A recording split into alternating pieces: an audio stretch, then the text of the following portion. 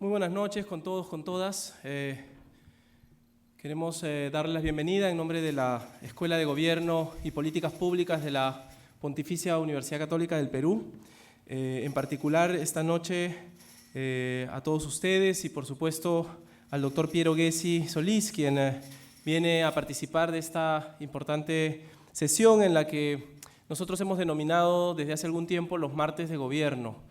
En la Escuela de Gobierno hemos intentado promover y fortalecer el espacio de intercambio entre autoridades y por supuesto estudiantes, alumnos, algunos docentes que siempre están presentes como hoy y que nos motiva a poder empezar a presentar algunas de las propuestas principales de lo que significa hacer política pública, construir gestión desde el Estado y, por supuesto, aportar en el desarrollo, que es lo que finalmente las autoridades y el propio gobierno está involucrado. No es un tema fácil, digamos, poder convocar, digamos, a los ministros de Estado, y en esta ocasión la verdad es que le queríamos agradecer muy particularmente a Piero por el esfuerzo de venir, de reunirse con nosotros y de compartir con ustedes seguramente las preguntas, respuestas que vamos a ir motivando en el camino a través de su presentación. Este es el último martes de gobierno del 2015, con lo cual la verdad es que estando casi a puertas de los exámenes finales teníamos alguna conciencia de que iba a ser realmente difícil poder convocar a mucha gente, de modo que en particular les agradecemos a ustedes que estén aquí y el interés por escuchar al ministro y por supuesto para compartir las preguntas y respuestas que vamos a manejar en este lugar. Yo quiero mencionar algo muy particular, ¿no? Conversamos hace un momento de alguna ocasión anterior en la que Piero Gessi había estado aquí en la Escuela de Gobierno y en la universidad. Era el seminario de reforma del Estado, se discutía mucho sobre desarrollo, sobre lo que significaba el crecimiento económico, sobre la necesidad de tener estrategias distintas para poder lograr este desarrollo, y entre estas cosas apareció un libro muy interesante que precisamente Piero ha publicado junto a José Gallardo, hoy día también ministro de Estado y que es profesor de esta casa de estudios.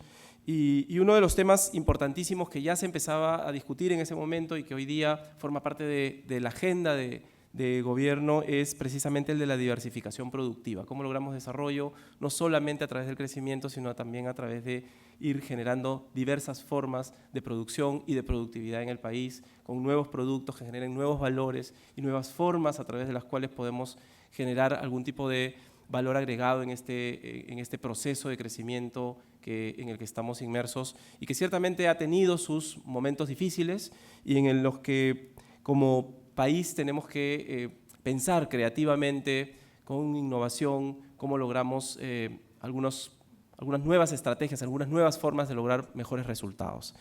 Yo no voy a decir más, solamente mencionar que la verdad es que para nosotros es un gusto tener a Piero Gessi aquí y le voy a dar la palabra ahora para que pueda hacernos su exposición. Adelante. Muy pequeña, ¿no? Lo que desees. Si prefieres desde arriba, ¿sí? Porque lo puedes controlar desde ahí.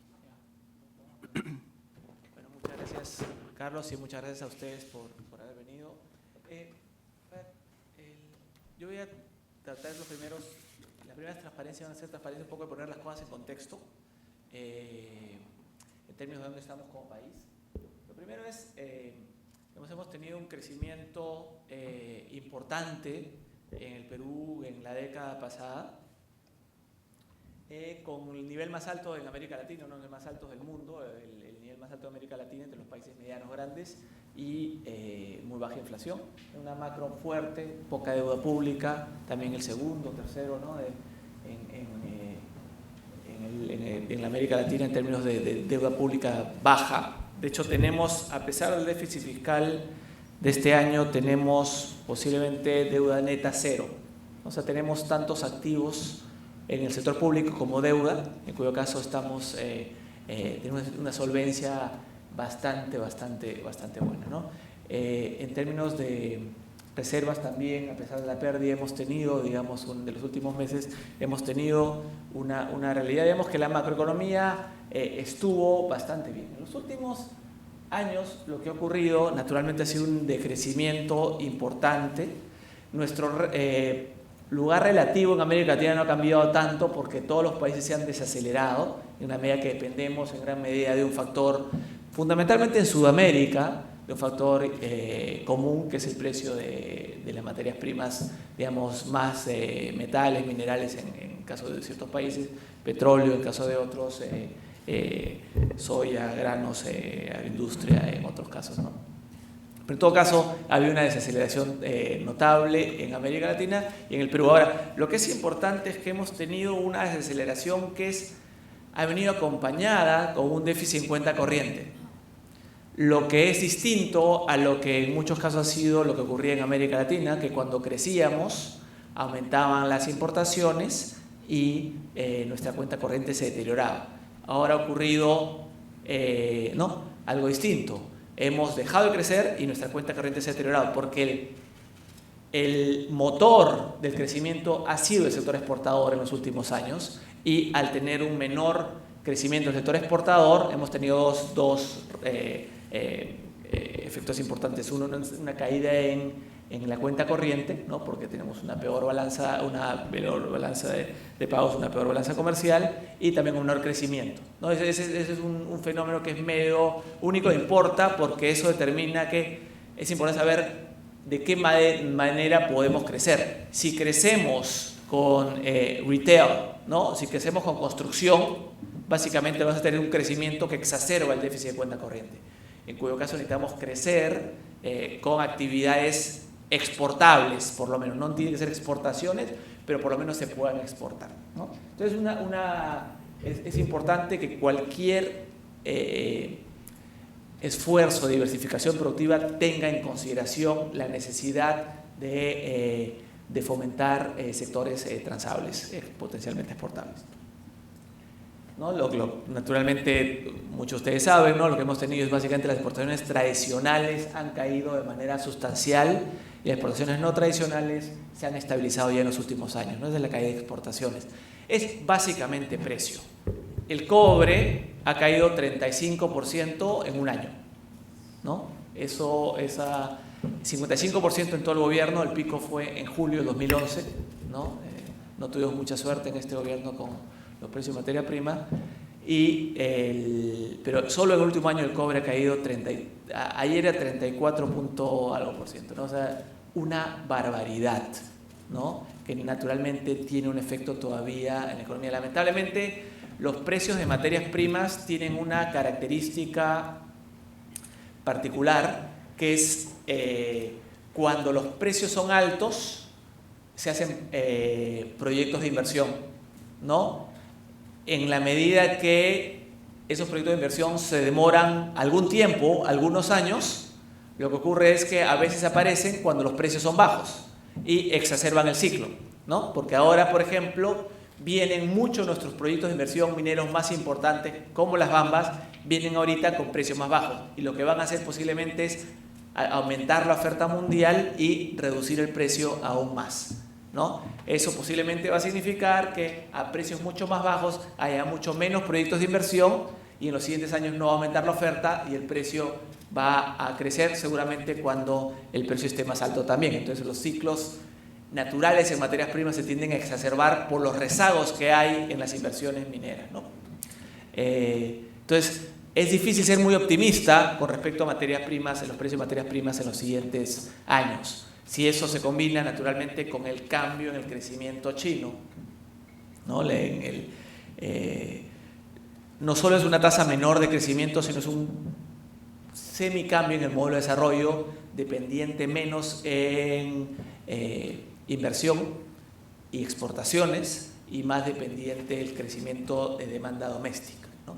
China por mucho tiempo tuvo un modelo de crecimiento en el cual dependía exportar al mundo, pero cuando eres la segunda economía del mundo, no puedes seguir creciendo a 10% exportando al resto del mundo si ya el resto del mundo no está creciendo mucho, ¿no? Y en ese sentido hay evidentemente una necesidad de cambiar de modelo y eso tiene un efecto porque la inversión en general es mucho más intensiva en metales que el consumo es más intensiva, bueno, alimentos, de hecho, por ejemplo, en el otro, digamos, un sector que el otro viceministerio, digamos, relevante en producción es el Ministerio de Pesquería, y la línea de pescado es un commodity que no ha caído de precio, porque en la medida que los chinos siguen comiendo pescado y la acuicultura que se necesita para cultivar a los peces requiere harina de pescado como alimento balanceado, la demanda se ha mantenido bastante fuerte y no hay oferta que aumente, porque la harina de pescado depende de básicamente el 80%,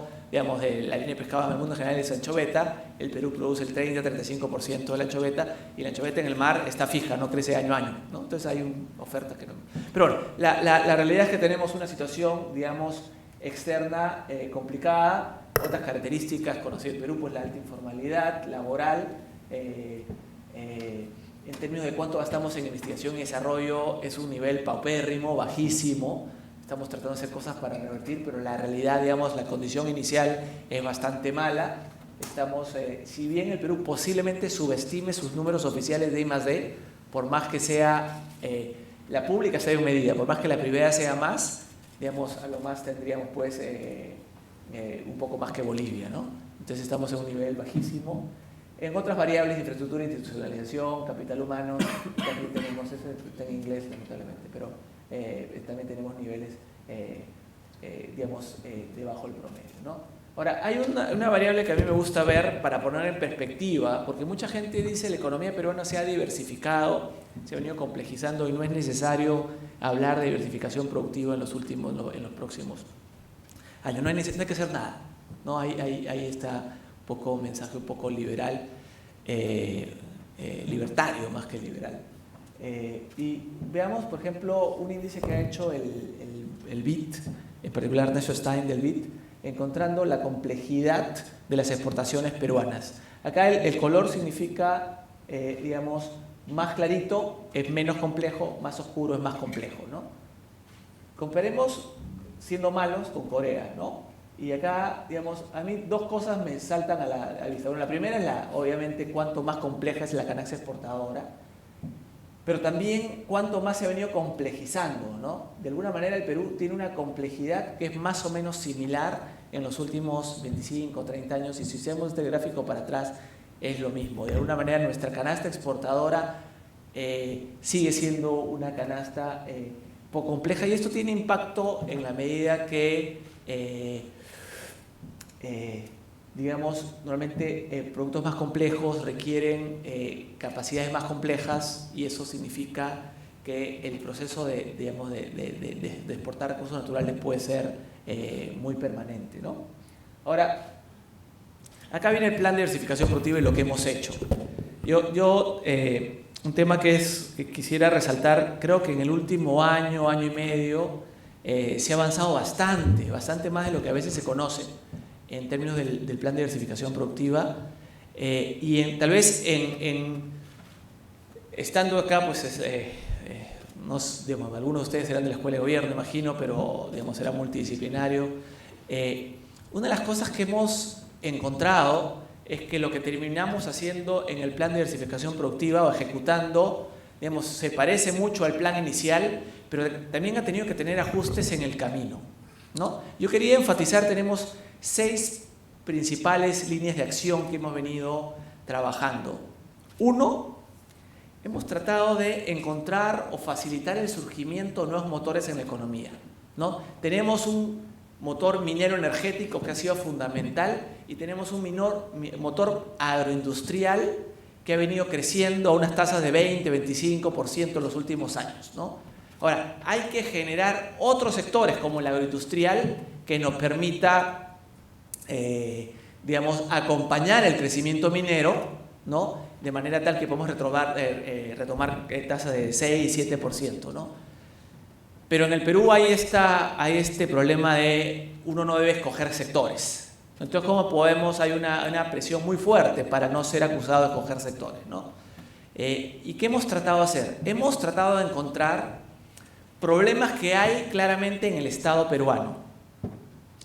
Y los problemas están muy relacionados con el hecho que un sector económico en el Perú normalmente muchas veces no le corresponde a un solo ministerio, sino a varios ministerios.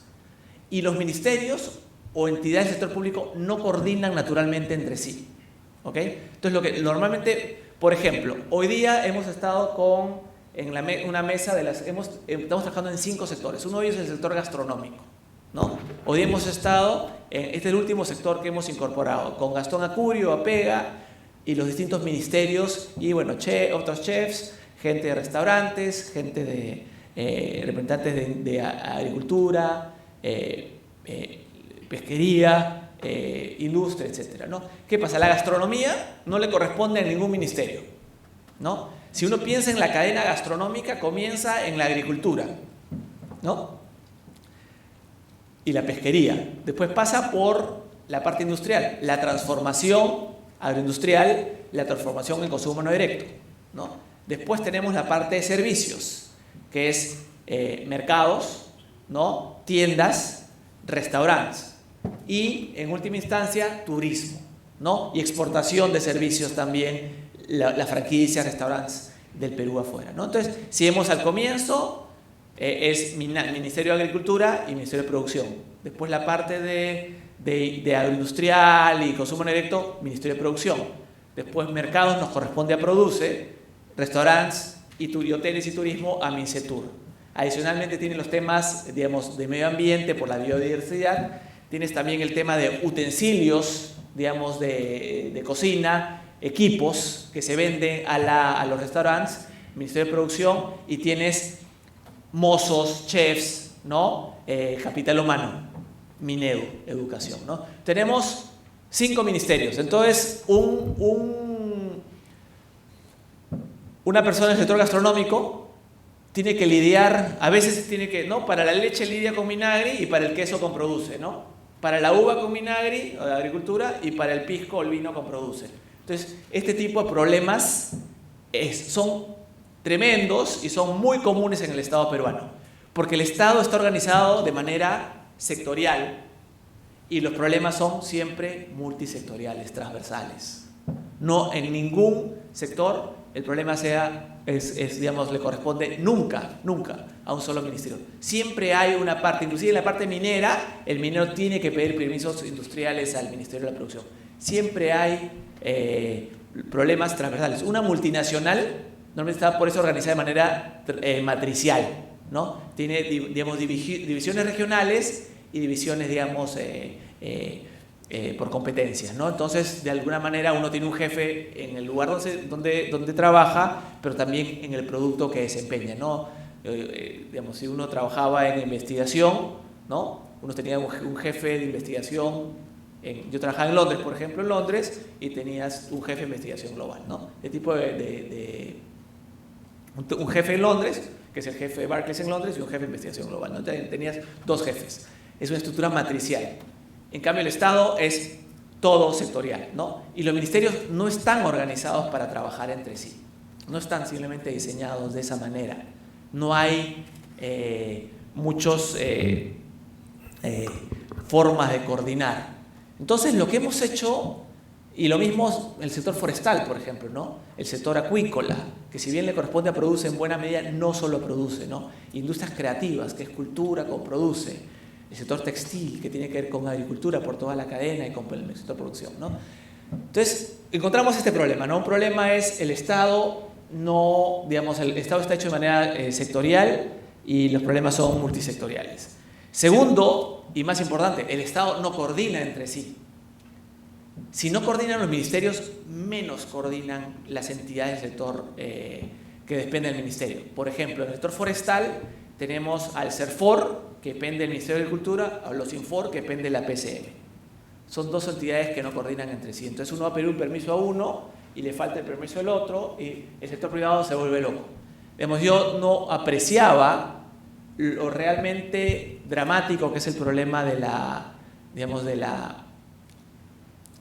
poca coordinación multisectorial y la poca, digamos, la maraña burocrática que enfrenta un inversionista hasta que, digamos, vi realmente lo que significa hacerlo, ¿no? Entonces, lo que hemos hecho, hemos creado mesas técnico-ejecutivas, ¿no? Sectoriales, no mesas ejecutivas sectoriales en 5 sectores: forestal, acuicultura, industrias creativas, textil y gastronomía.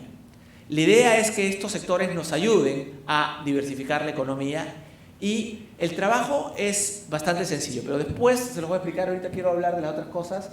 Estamos trabajando en el Centro de Innovación Tecnológica y la política de innovación, la política de calidad, parques industriales y reducir el costo de financiamiento de las MIPYME.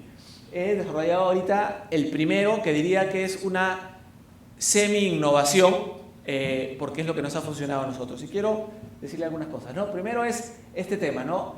Que tenemos el problema de coordinación multisectorial. Ya les expliqué el tema de la mesa, ¿no? Quería contarles, por ejemplo, algo clarísimo, ¿no? Si uno ve el Perú, en el sector forestal, en el Perú no hemos hecho nada. Básicamente exportamos lo mismo que hace 15 años. Chile, pues, que exportaba algo muy parecido, un poco más que nosotros, hace 25 años, ahora exporta 30, 40 veces más que nosotros. Todo nuestro boom de construcción ha sido con madera importada. O sea, al decir que las exportaciones han estado estancadas, en realidad estoy subestimando lo mal que nos ha ido, porque las importaciones se han disparado. Entonces, nuestro déficit en cuenta corriente a nivel forestal, maderero, ha sido muy grande. Entonces uno se pregunta ¿por qué? ¿No? ¿Por qué ha pasado eso? Si uno ve una plantación en la selva, en el Perú, digamos, naturalmente el sector forestal es básicamente en la selva, ¿no? Y en la selva tenemos dos posibilidades. El tema de las plantaciones, la selva misma, lo que se llama el bosque primario, y plantaciones, o sea, espacio vacío que se puede sembrar. La selva, digamos, el bosque primario te da la madera fina, ¿no? La plantación te da madera en escala, ¿no? Tenemos más o menos 14 millones de hectáreas en bosque, de los cuales usamos más o menos 1 millón, ¿no? Y tenemos fácilmente 2 millones de hectáreas para plantaciones, hectáreas deforestadas por minería ilegal, por agricultura que va, quema y deja, y como no es buen terreno para la agricultura, se va a otro lado, ganadería, etcétera, hectáreas reforestables. Tenemos 2 millones de hectáreas reforestables. Entonces tenemos 10 millones de hectáreas 12 millones de hectáreas, perdón, de bosque, para el cual usamos el 10%, y 2 millones de hectáreas de plantaciones. Con esto exportamos 150 millones de dólares. Chile tiene 2 millones, todo Chile tiene 2 millones y medio de hectáreas, y con eso exporta 5.500 millones de dólares. Nosotros solamente hemos sembrado en plantaciones el 1,5% de lo que tenemos, 30.000 hectáreas de las 2 millones que tenemos potenciales, ¿no? Entonces, lo que ha hecho la mesa, y esto es muy interesante, nos hemos sentado en el último año de manera semanal, el sector privado gremialmente representado, con Serfor, Osinfor, Produce, COFIDE cuando era necesario, UEFA, Mincetur, Promperú, para encontrar un diagnóstico. ¿Por qué este sector está estancado? Si tenemos una bolaina, este número es mágico, una bolaina que es igualita al pino chileno, crece en el Perú en 8 años. El pino crece en 24 años. O sea, nosotros podemos darle 3 vueltas. O sea, ceteris paribus para los economistas, nosotros podemos ser 3 veces más productivos que los chilenos, ¿no? Pero no. Entonces, ¿qué ha pasado? Entonces, lo que hemos hecho es tratar de encontrar un diagnóstico del sector forestal. ¿Por qué no ha despegado? Y lo que encontramos es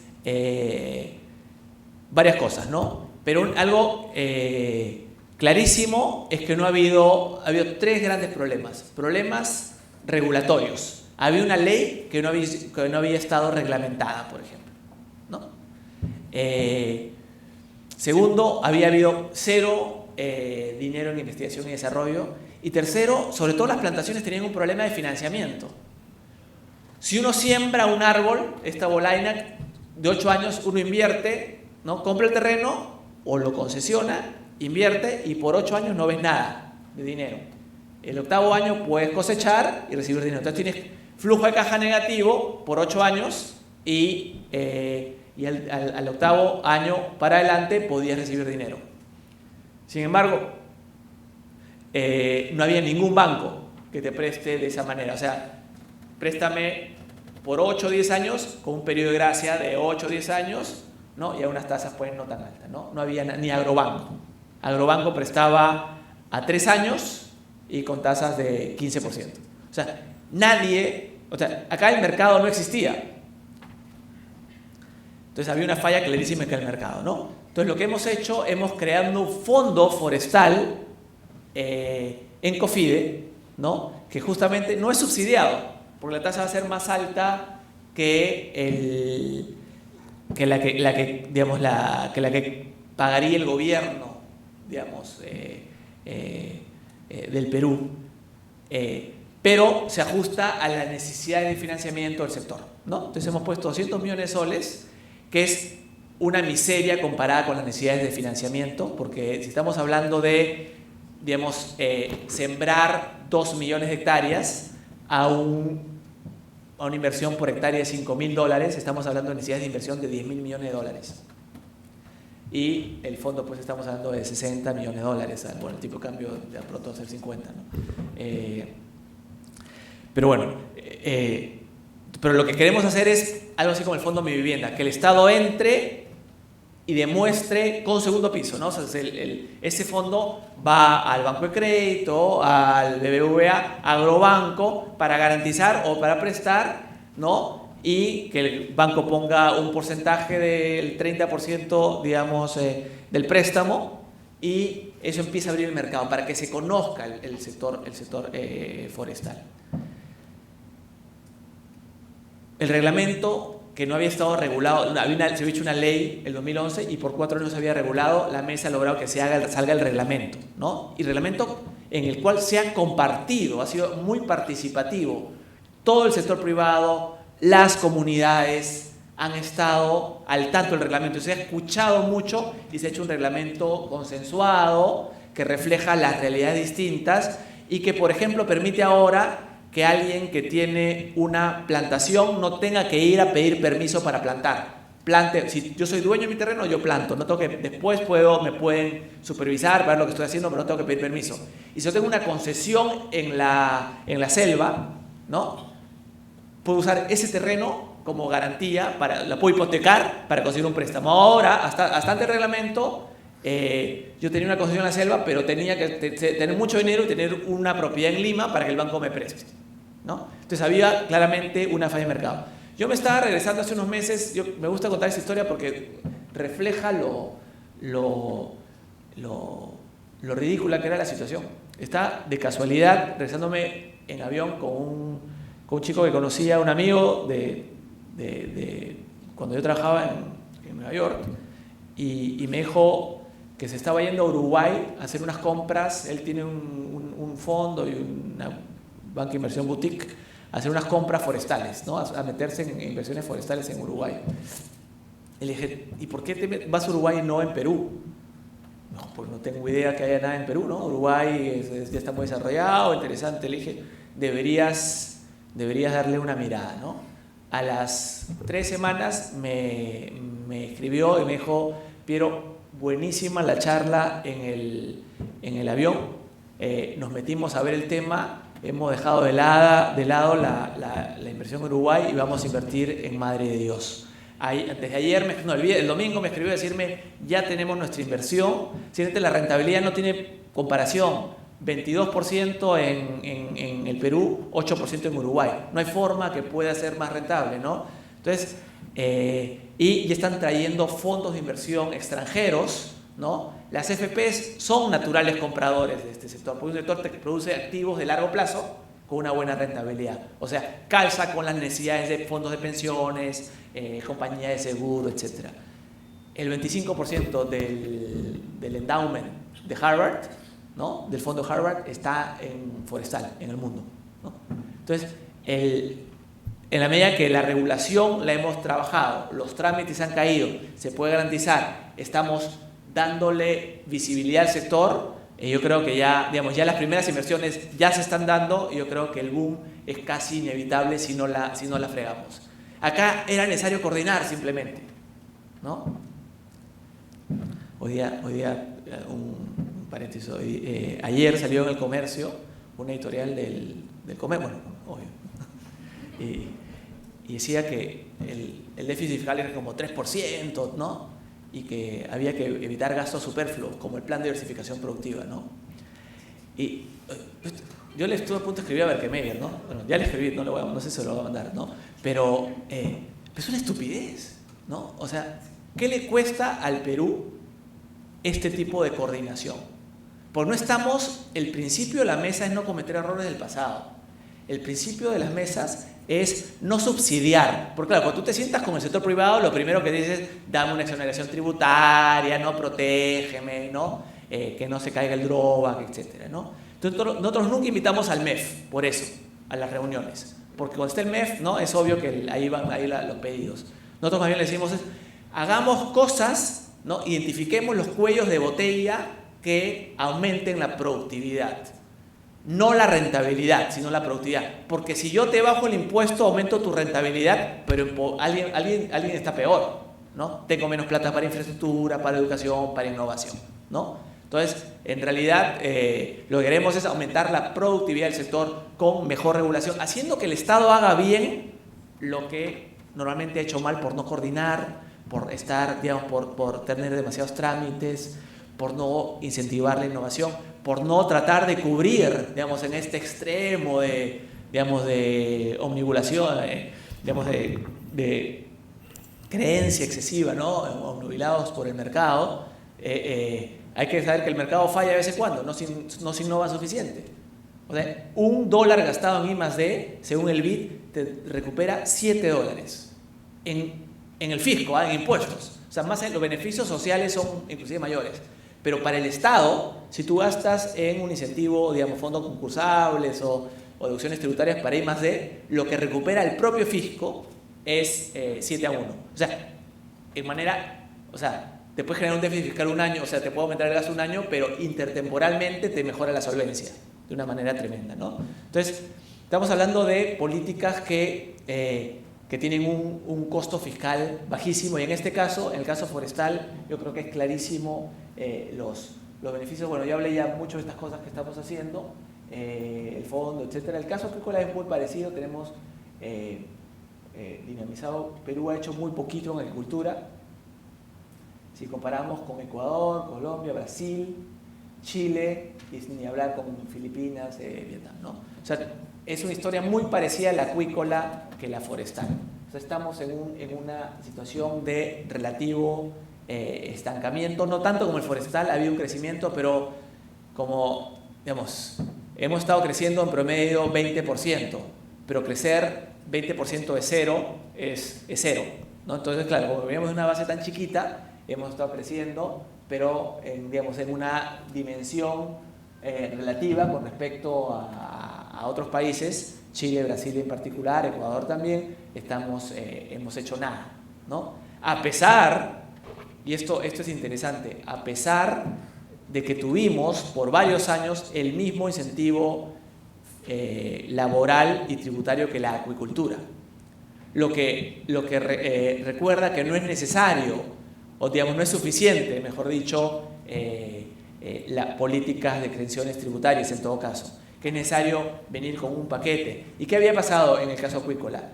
No había un organismo sanitario relevante que ayudara a abrir los mercados. En el boom agroexportador peruano, que es un boom básicamente costero, agroindustrial, es un boom que en muy buena medida se hizo posible por el SENASA, ¿no? Que permite allí abrir mercados por permisos fitosanitarios, trazabilidad, etcétera, que permite, digamos, que ciertos países te abran los mercados, ¿no?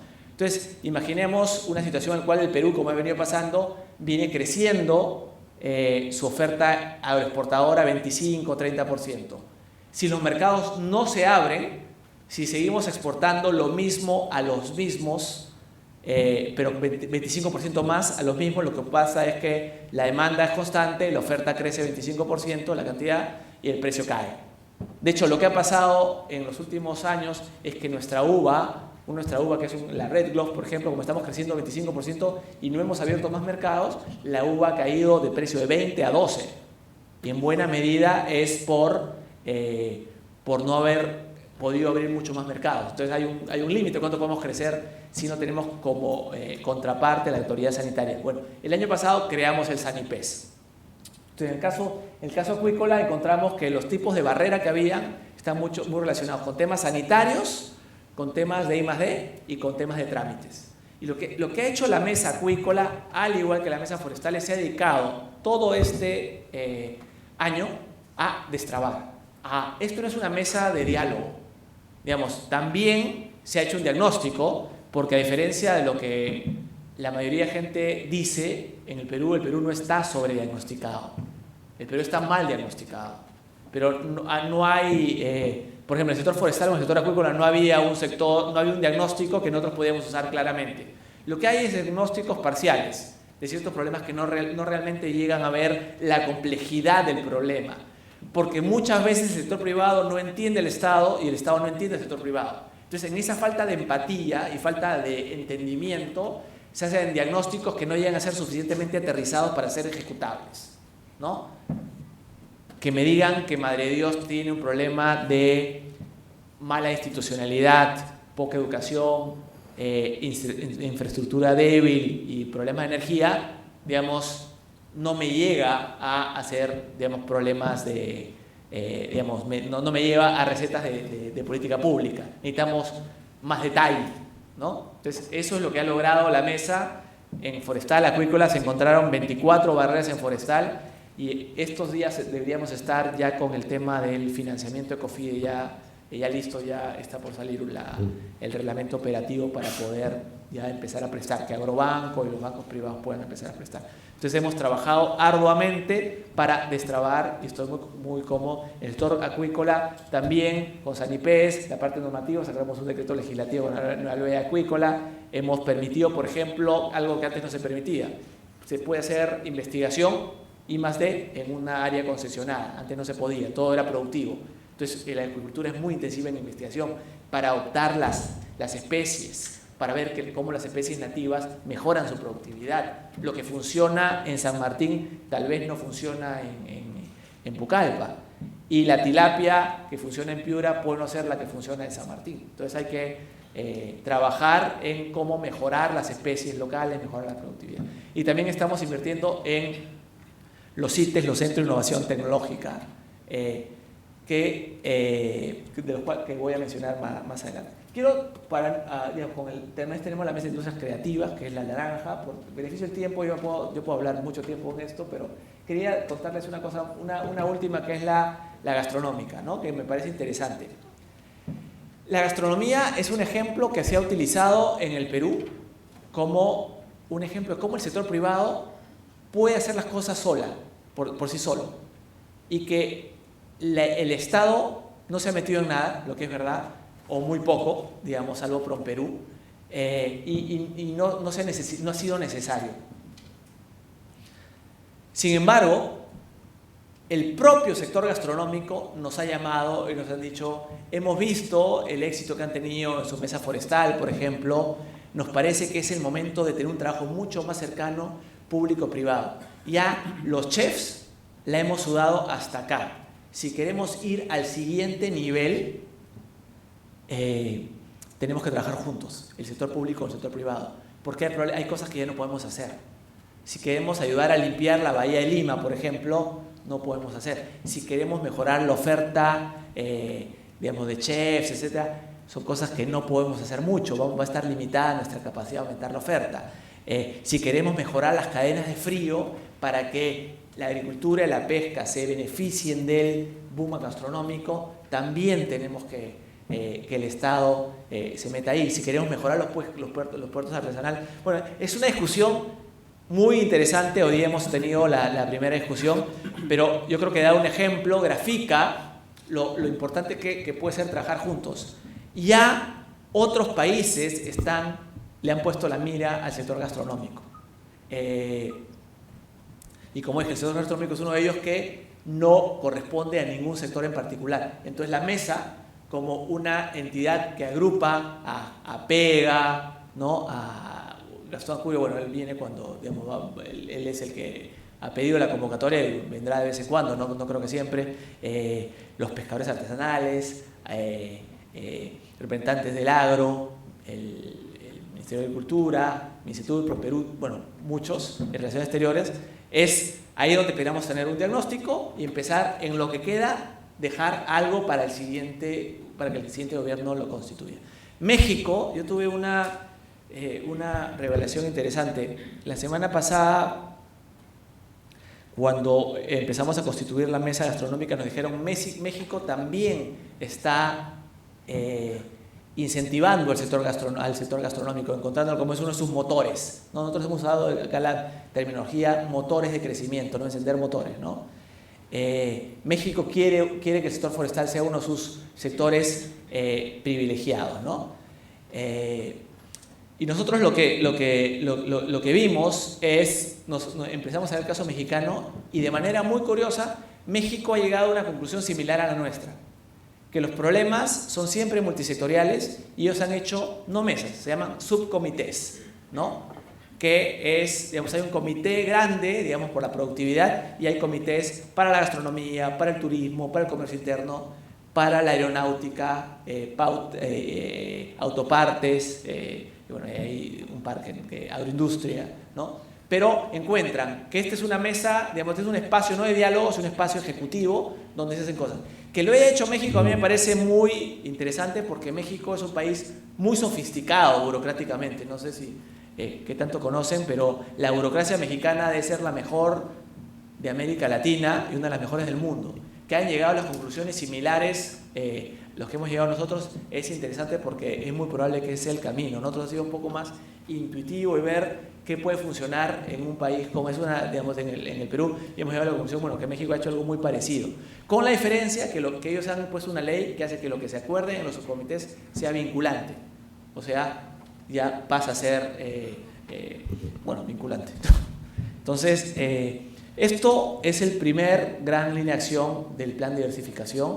Creo que es importante porque los países en el mundo que se han desarrollado, se han industrializado, ¿no? Todo el proceso de desarrollo económico ha sido de industrialización en el mundo. A mí no me queda claro que el desarrollo del Perú va a ser posible solo con la industrialización, porque creo que hay cosas que están cambiando en el mundo. Primero, el sector industrial está empleando menos mano de obra que antes, ¿no? Hay un proceso de tecnificación muy importante. Segundo, tenemos que con la entrada de China al mercado, el espacio para competir es bastante, ya tenemos salarios altos y productividad no muy alta, entonces el espacio para competir es relativamente bajo. Las cadenas de valor, digamos, global significan que los beneficios por país de la agricultura son también de la industria, perdón, no son tan grandes como antes. Pero en todo caso, yo creo que tenemos que pensar en complementar, digamos, ver qué otros sectores tienen el potencial de la industria manufacturera para que sean motores potenciales. ¿Cuál es la ventaja de la industria? Alta productividad y demanda de mano de obra no calificada, ¿no? O sea, con las TICs no vamos a poder resolver los problemas del desarrollo del Perú, ¿no?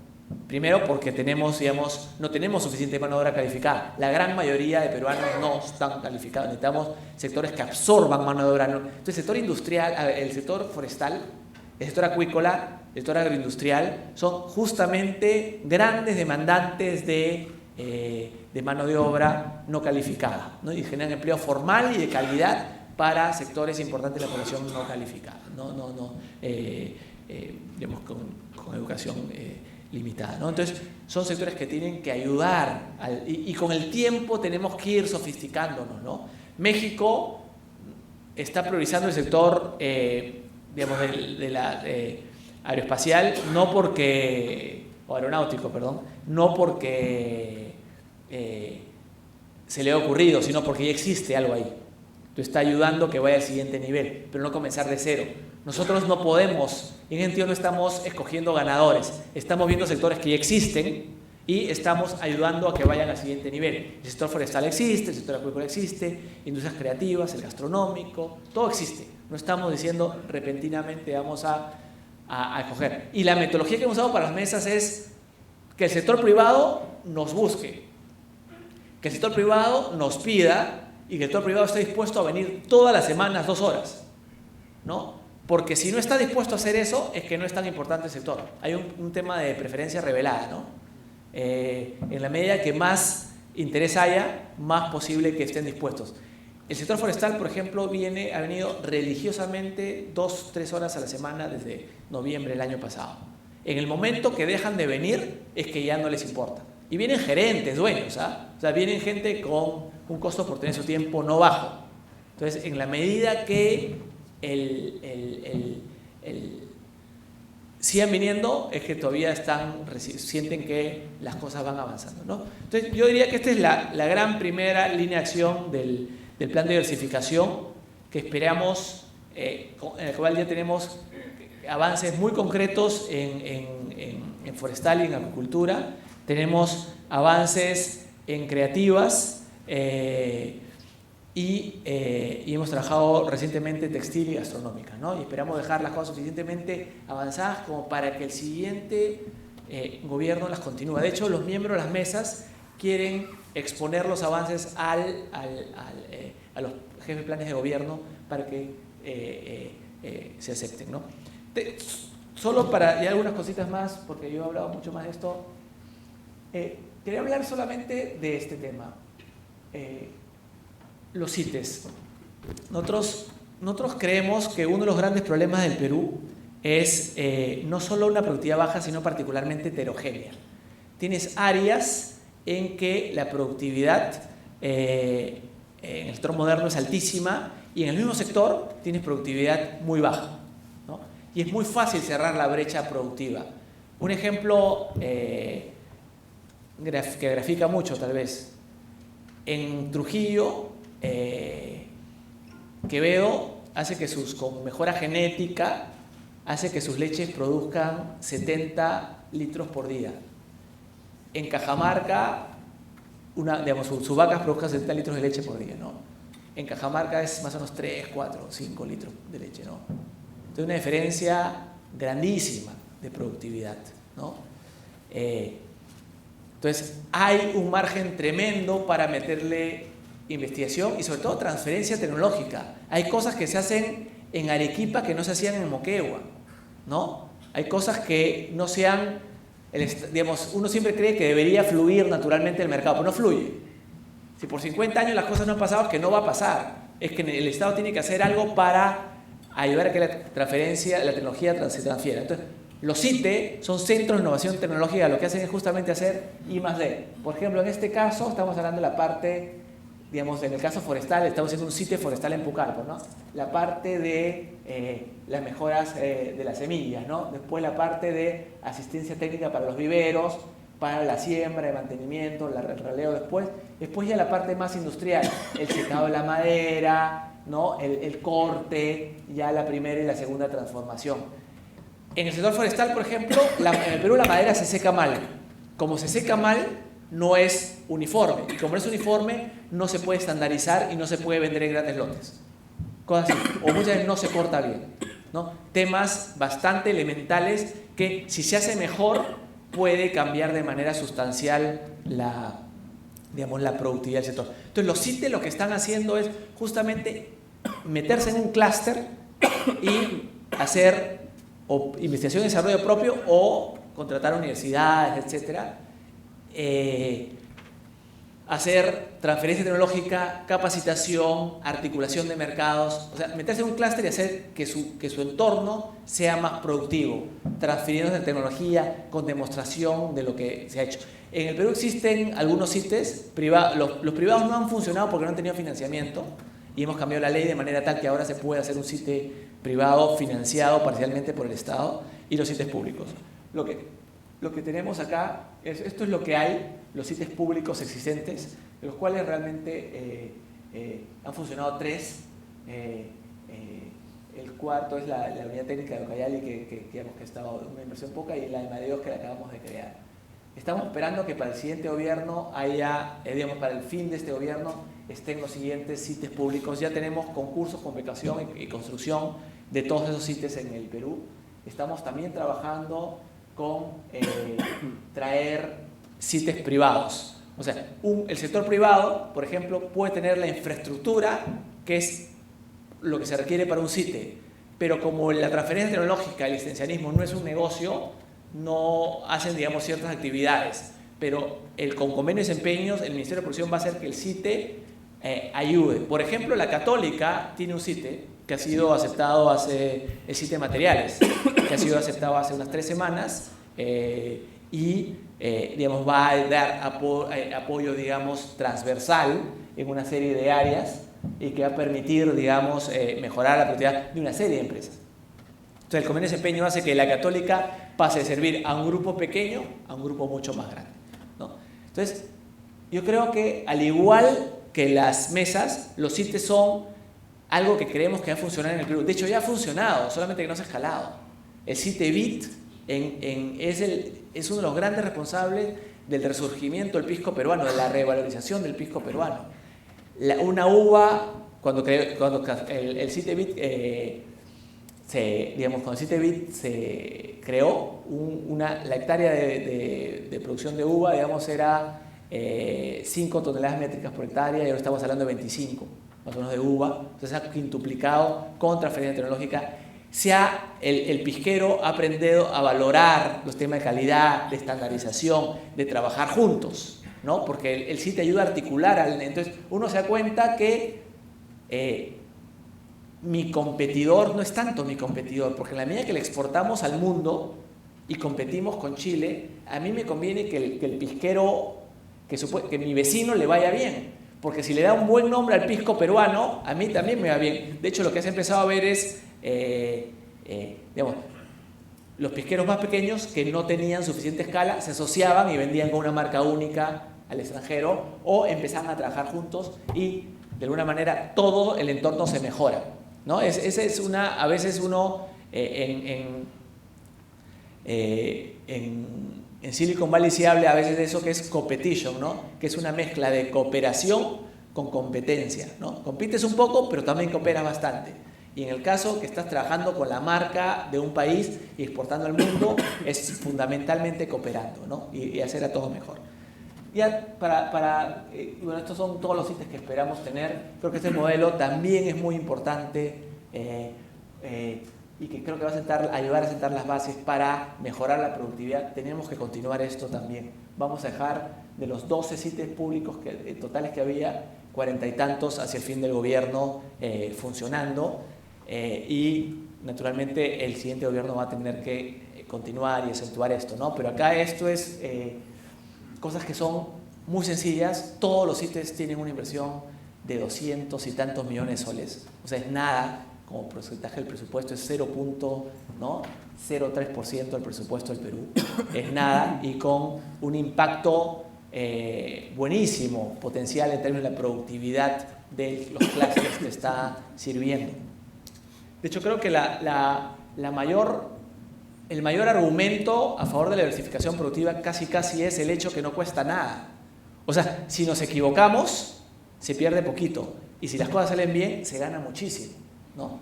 Entonces, es como que te digan, tú invertirías en algo que te cuesta un sol y tienes, ¿no? 50% de posibilidad de perder el sol y 50% de posibilidad de ganar 100. Bueno, casi cualquiera lo haría, ¿no? Entonces es un poco lo mismo. El tema de la diversificación productiva es mucho hacer que las cosas funcionen mejor, ayudar lo que hay con poco dinero. La rentabilidad social que tiene ese tipo de intervenciones es tremenda.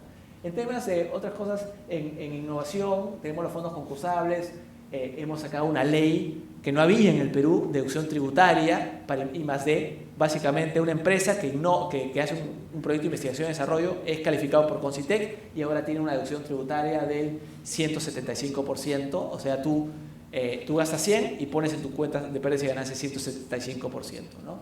Eso reduce significativamente los costos del I+D. Hacemos muy poco I+D, como vimos en el gráfico inicial, ¿no? La ley te va a permitir reducir de manera sustancial el I+D. También estamos trabajando ayer el INACAL, fue lanzado el Instituto Nacional de Calidad, viendo temas de normalización, metrología, acreditación de laboratorios. Un ejemplo, ¿no? Para que el Sanipes, por ejemplo, certifique los productos peruanos, tiene que tener laboratorios, equipos y procesos acreditados. El Instituto Nacional de Calidad, esos son los productos pesqueros, ¿no? El Instituto Nacional de Calidad acredita los laboratorios que dan certificaciones, ¿no? Entonces, es importantísimo, ayuda a que haya más, mejores y más, da las normas técnicas, por ejemplo, ¿no? La hora oficial peruana está determinada por el INACAL, o sea, la unidad de la dirección metrología, todo el mundo pensaba por la hora Incacol, la hora de la Marina de Guerra del Perú, ¿no? Pero la hora oficial peruana es del INACAL, de la dirección de metrología del INACAL, ¿no? Entonces es transversal, importantísimo, porque si queremos exportar más madera, por ejemplo, tenemos que estar seguros que la calidad sea suficientemente alta para estar estandarizada, ¿no? Y que haya suficientes laboratorios para que si yo quiero hacer ciertas pruebas no tenga que mandarla a Estados Unidos, a Chile, sino en los mismos CITE haya laboratorios o haya otro tipo de laboratorios que permitan hacer test, ensayos muy rápidos, que me permitan probar cosas. En el caso forestal, por ejemplo, hay un tema importantísimo, ¿no? O sea, la madera de plantación que mencioné es madera más barata. La madera de la selva, ¿no? Del bosque primario es madera fina. En el Perú no se hacen pisos estructurados que básicamente mezclan las dos maderas, ¿no? O sea, podías poner 8 capas de madera no tan fina y arribita la caoba, el ispín o lo que hay, ¿no? En Perú no se hace eso. Todos los pisos finos son completamente, digamos, de madera fina.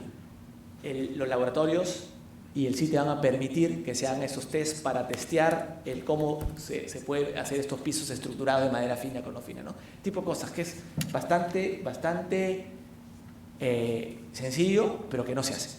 ¿Qué se puede hacer, no? Entonces, calidad, estamos haciendo parques industriales. En Perú no existen parques industriales. Existen zonas industriales, no tiene ningún sentido que en la avenida Venezuela, Argentina, Colonial haya industria hasta pesada, ¿no? No tiene ningún sentido conviviendo. Cuando se crearon están en la periferia de la ciudad y en la actualidad están en el medio de la ciudad, ¿no? Estas tienen que salir. Estamos haciendo un parque industrial en Ancón, donde el Estado está poniendo el terreno, nada más, y esperamos tener 380 hectáreas, 360 hectáreas habilitadas para empresas pequeñas, empresas grandes. Y que puedan hacer un parque del siglo XXI. En el Perú simplemente se da un terreno, una zona industrial, y ahí se dice ya, ahí que las industrias se ubiquen ahí. Lo que uno debería tener es realmente un parque industrial moderno, cerrado, con conectividad, digamos que como un mall, ¿no?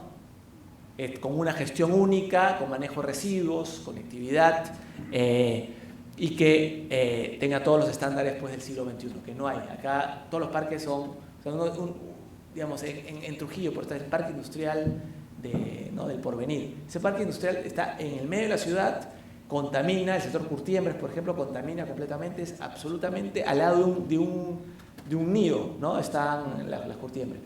En Trujillo se van a mudar ese sector al parque industrial en Trujillo, por ejemplo, ¿no? Tiene con un manejo mucho más moderno. Entonces, digamos, ambientalmente amigable, económicamente rentable también, porque dejan terrenos que son carísimos, ¿no?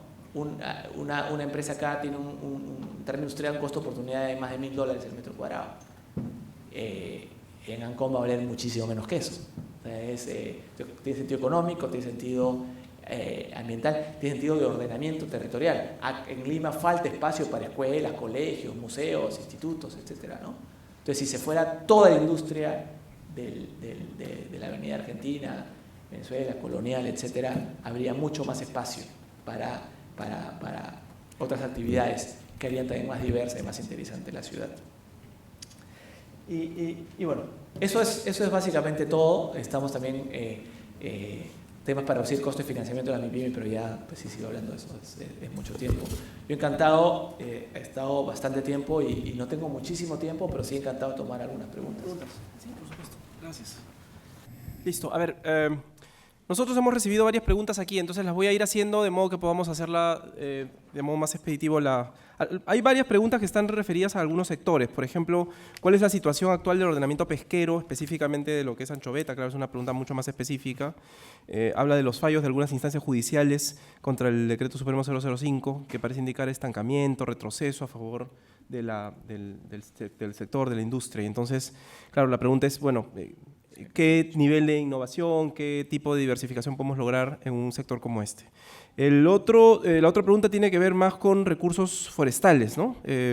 Y lo que se plantea es, bueno, finalmente puede ser peligroso que la nueva ley de recursos forestales permita cambios de uso de suelos. ¿Cómo logramos articular, dice la pregunta, el tema de la mayor productividad y a la vez el tema de la protección ambiental y la protección del recurso forestal, ¿no? Una tercera, para ir por partes, pero para terminar esta parte más de sectores, ¿qué programas de diversificación se pueden generar en minería, petróleo, gas? Y la pregunta va orientada además a saber si es que de algún modo hay un nivel de articulación y de coordinación entre el Ministerio de Producción y los ministerios, en este caso el Ministerio de Energía y Minas, ¿no? Y finalmente en esta parte, el tema de los transgénicos. ¿Cuál es la posición de Produce respecto a la producción de transgénicos en el país? Y si vale la pena invertir en ellos, potenciar cultivos orgánicos y convencionales, si esto finalmente podría chocar o contradecir lo que es el desarrollo gastronómico también, ¿no? Porque ha habido una reacción en algún momento por parte de algunos actores de la gastronomía sobre el tema de los transgénicos en el Perú. Entonces, creo que la pregunta va más bien por saber, bueno, ¿cuál es la posición de Produce en este tema? Esas son todas las preguntas, ¿no? Hay algunas más, pero luego Ya. para la segunda rueda. El ordenamiento pesquero no tiene nada que ver con lo que dije hoy día, pero tenemos simplemente de manera general, ¿no? El 80% de nuestra producción pesquera es por anchoveta, ¿no? Y casi todo es harina de pescado. O sea, básicamente dependemos de un recurso que es el recurso más rico del mundo. O sea, no hay ningún país que tiene una sola pesquería como el Perú en el caso de la anchoveta, ¿no? Tenemos el 30% de la biomasa mundial en las costas peruanas, ¿no? Pero eso obviamente nos hace tremendamente dependientes de lo que ocurre con la anchoveta. Obviamente cuando no estaba en el ministerio no estaba tan al tanto, pero ahora que ha habido niño, ha habido toda una pregunta, si se abre o no la temporada pesquera, y obviamente hay siempre presiones de varios lados, ¿no? Presiones de la industria, que obviamente siempre quiere que se abra, y presiones de sectores equidistantemente extremos, en mi opinión, que no quieren ver la evidencia y quieren que no se abra nunca, ¿no? Cuando en realidad uno tiene que hacer lo que tiene sentido para el Perú, ¿no? Y en este caso encontramos que, digamos que es una cosa muy técnica, pero que básicamente los métodos acústicos subestiman la biomasa en el invierno. Y volvemos a hacer los métodos, volvemos a hacer nuevas estimaciones y encontramos una biomasa bastante más razonable, que permitió dar una cuota que no es cero, pero sí 60% más baja que la del primer trimestre. Pero en todo caso, hay este miedo siempre, ¿no? Digamos, no podemos depender tanto de un recurso que no controlamos, ¿no? A mí me da casi pavor decir, si se abre la temporada pesquera, el Perú crece tanto. Si no se abre la temporada pesquera, el Perú no crece tanto, ¿no? Entonces, dependemos demasiado de ello, en cuyo caso hay que incentivar la diversificación productiva, en el caso de la anchoveta. Yo diría un tema que no mencioné, pero creo que tiene mucho que ver, es lo importante no es tanto, no siempre el valor agregado, sí, lo importante es la productividad, ¿no? Y eso me liga un poco con el tema minero, tal vez, ¿no?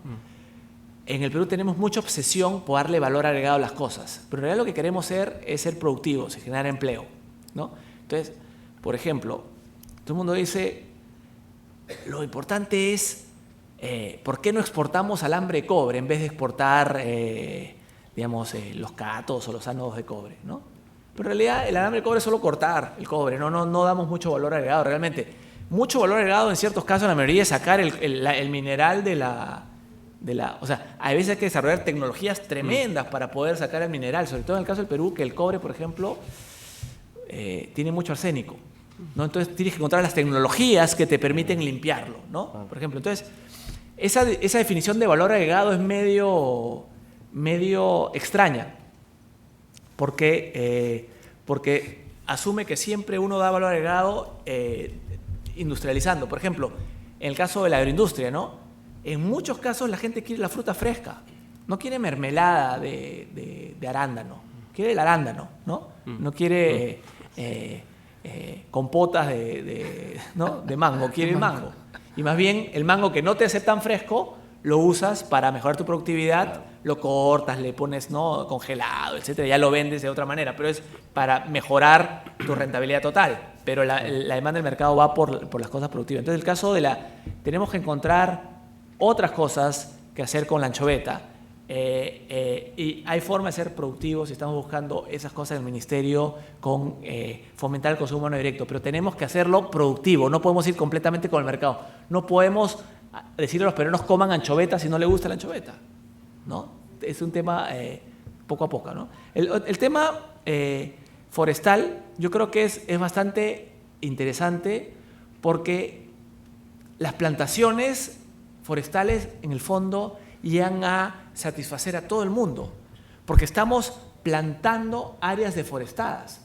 Entonces, los ambientalistas están felices, porque estamos poniendo, o sea, es área que ha sido ya deforestada y le estamos utilizando para reforestar, estaríamos utilizando para reforestar. Entonces, se pone más verde. De hecho, hay bonos verdes, hay financiamiento que empezaría en el 2017 que permitiría justamente ayudar a financiar plantaciones forestales. El caso también hay trabajo de la minería, digamos, en el bosque, que es la extracción sostenible, sustentable de madera, y digamos, porque el bosque se va regenerando solo. Entonces hay una cantidad de metros cúbicos por hectárea que uno puede sacar y que en la medida que el sol, ¿no?, haciendo que se va cerrando, se va tupiendo nuevamente. Entonces hay una cantidad sustentable, pero por lo menos en el imaginario mundial es mucho más vendible el tema plantaciones que el tema de bosque, ¿no?, que cortar la madera que ya existe, ¿no?, porque estás plantando, entonces nadie está en contra, ¿no? En tema bueno, ya mencioné el tema de la minería, el tema de los transgénicos.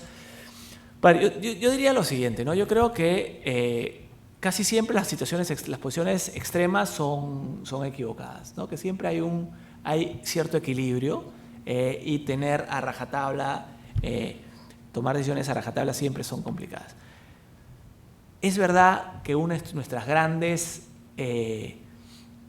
ventajas es nuestra biodiversidad. Digamos, casi ningún país en el mundo tiene la biodiversidad que el Perú tiene, en cuyo caso tenemos que sostenerla, tenemos que hacerla más rentable, ¿no? Hoy día en ese tema por ejemplo, la mesa gastronómica, Gastón decía, lo que pasa es que los restaurantes peruanos quieren que todo el mundo, ¿no?, por ejemplo, ¿no?, todo el mundo traiga lenguado, pero el pescador no había lenguado, pues, ¿no? Pescó chita, pescó lisa, lo que sea, ¿no? Jurel, pescó lo que sea, no había lenguado. Entonces los restaurantes tienen que acostumbrarse a comprar lo que hay. Igual, a veces uno quiere todas las papas bonitas, ¿no?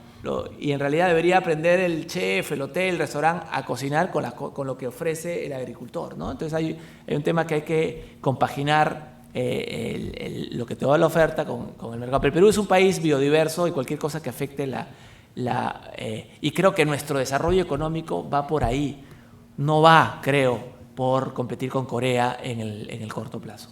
Creo que va más bien por aprovechar estas ventajas comparativas, darle valor agregado, pero valor agregado en términos de calidad, ¿no? Ser más productivos, de usar tecnología que mejore realmente la calidad de lo que hacemos, ¿no?, que nos haga más productivos, pero tenemos que ser muy cuidadosos de no distorsionar y perder esa biodiversidad. Uh-huh.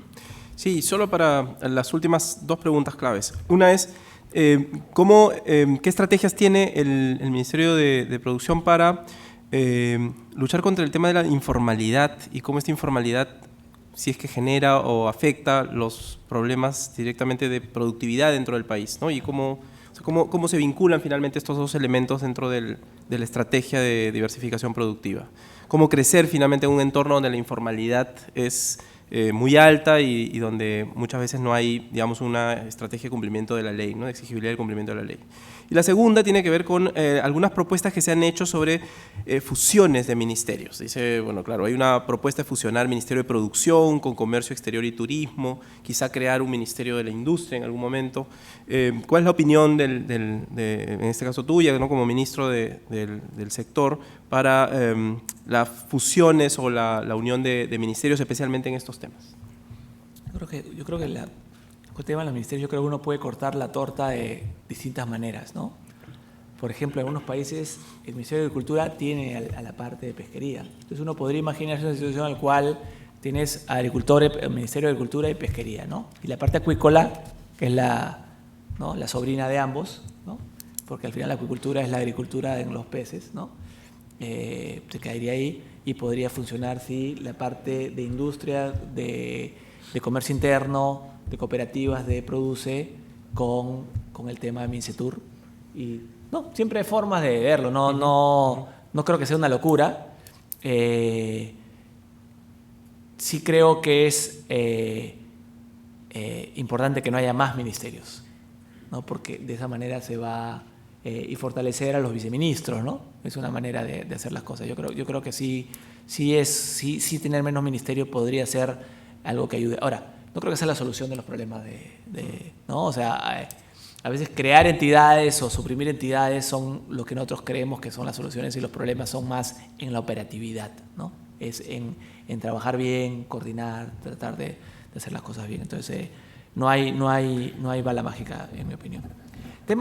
El tema ya para terminar, es de la pregunta más importante de desarrollo económico, ¿no? En el Perú, la informalidad y la productividad. Nosotros cuando comenzamos el plan de diversificación productiva, obviamente lo tuvimos en cuenta, pero dijimos, si empezamos a hacer un plan para reducir la informalidad o para, digamos, un plan contra la informalidad, vamos a quedarnos en hacer muy poco. No tenemos que tratar de escoger tus batallas, ¿no? De alguna manera. Y con la idea que hay claramente un círculo vicioso entre informalidad y productividad. Una empresa informal tiene un límite cuánto puede crecer y cuán productiva puede ser, pero queda atrapada muchas veces en un círculo vicioso de que como es poco productiva no paga los costos de formalizarse y como es informal se queda poco productivo. Entonces ese círculo, ¿no? Entonces nos quedamos enanos. Entre las MIPE, por ejemplo, entre las microempresas, ¿no? Hay empresas que son niñas y empresas que son enanas, ¿no? O sea, niñas en el sentido que están creciendo, que tienen pocos trabajadores, pocas ventas, pero están en proceso de crecimiento, pero hay muchas empresas que más bien se quedan de ese tamaño toda la vida, ¿no? Muchas veces la regulación incentiva el enanismo, ¿no? Y eso. Entonces, yo diría que cómo ayudamos en la medida que en última instancia el plan de diversificación productiva es un plan por formalizar, por aumentar la productividad, deberíamos ayudar de esa manera indirectamente a la formalización, ¿no? Después, los CITES, por ejemplo, son entidades que tienen que ayudar a articular el clúster. La asociatividad es la mejor manera de agarrar escala y mejorar la productividad.